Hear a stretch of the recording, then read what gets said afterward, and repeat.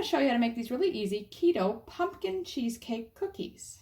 For the pumpkin cookie dough, you're going to need 6 tablespoons of butter softened, 2 cups of almond flour or almond meal, 1/3 cup of solid packed pumpkin puree, 1 large egg, 3/4 cup of a granulated sweetener, erythritol blend or a stevia blend, whatever you like,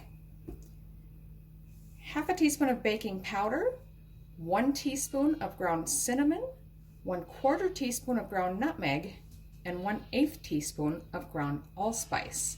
You're also just going to need a pinch of salt. Now that's just for the cookie dough. Then for the cheesecake filling, you're going to need 4 ounces or about 114 grams of cream cheese, 1 large egg, 1/2 teaspoon of vanilla, and 2 tablespoons of the granulated sweetener. So I've got a large baking tray here and I've just lined it with baking paper. And then also I've got the oven preheated to about 350 Fahrenheit or 180 Celsius. Okay, so now I'm just going to take a medium-sized bowl here and we're going to mix together all the ingredients for the cookie dough. So I'll start with the butter, and again that was 6 tablespoons. Now if it's easier to measure, which I think it is, you could go by weight. For me that came out to 77 grams or 2.7 ounces. It's 6 tablespoons otherwise. Then we'll add our almond flour or almond meal, that's 1 cup, and 2 cups. And then the pumpkin, that was 1/3 cup again. 1 large egg,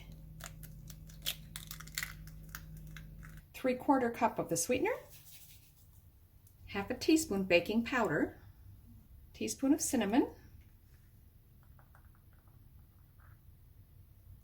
that's 1/4 teaspoon of nutmeg, and 1/8 teaspoon of allspice. Now just that pinch of salt. Now we're just going to mix this well until a dough forms. I do have a dough blender if I need to use that, but I'm just going to try it first with my spoon.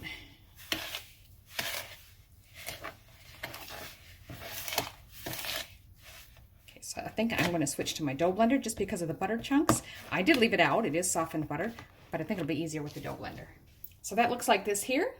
If you don't have a dough blender, that's all right. Use a fork or even 2 butter knives. Just cutting across each other like this back and forth should work fine. So that can just get down in there into the butter better and cut it into the rest of the ingredients.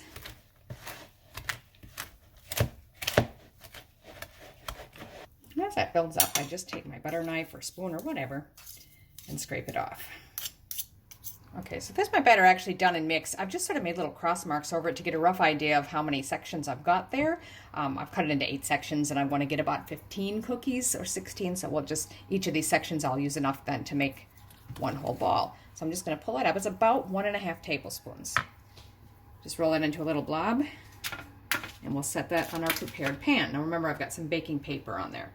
We're just going to go ahead and do that and roll all of them. We should get about 15, as I say. Okay, now it says we're supposed to get 15. I actually got 16, so I've just had to stagger mine a bit funny to try and fit them all in there. They're still in round shapes right now. We're going to take the back of a spoon to make little dents in the top of each one, sort of to hold the filling. So this tablespoon is really nice and round. That should hopefully work well. I'm just going to press it down. And you can see it leaves a little divot there where we can put our filling. Just go around and do that to all of them. Okay, so I've gone and done all of them, and as you can see, I tried to get a nice deep dent as much as possible. I actually switched to a smaller spoon at one stage. I'd flatten them a bit first and then use the smaller one to make a nice deep divot in there. So now we're going to set these aside and make our filling. So now we're just going to combine the ingredients for the cheesecake filling.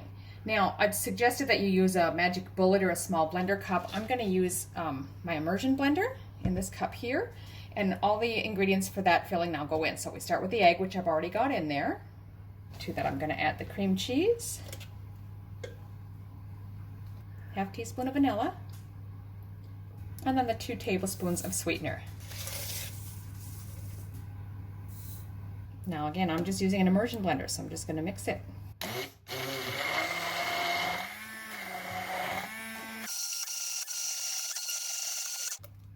don't know if you can see, but the consistency is sort of a little runnier than a mayonnaise, almost like a thick milkshake, but you want it pourable, and so that's good. So now it is pourable, as you can see, and it says to just pour it into the dent in each cookie just to make it a little neater. I'm going to try using a separate little spoon here and just fill it to the top, each cookie. Now I have filled all the cookies. The recipe does say that you're going to have some of the filling left, quite a bit actually, and suggests to put it in a separate container and bake it separately, so that's what I'm doing. I had enough to fill this ramekin. So we're just going to put all of this in the oven now for 20 minutes. Okay, so that's been 20 minutes. And they did get a little bit browned on the tops. So as you can see, they did spread out a little bit, and but they look really delicious. They smell amazing. We're meant to leave them sit for 10 minutes, however, before trying them. So there they are, keto pumpkin cheesecake cookies. They're soft, they're quite tasty. I do like them. They've got a nice flavor. I was hoping the cookie part would crisp up a bit more. Maybe if you leave them sit out a bit longer or bake them a little bit longer than we did. It's just that they were starting to get too brown on top, as you can see, so I didn't want to leave them in the oven longer. But they're quite good. I hope you enjoy them.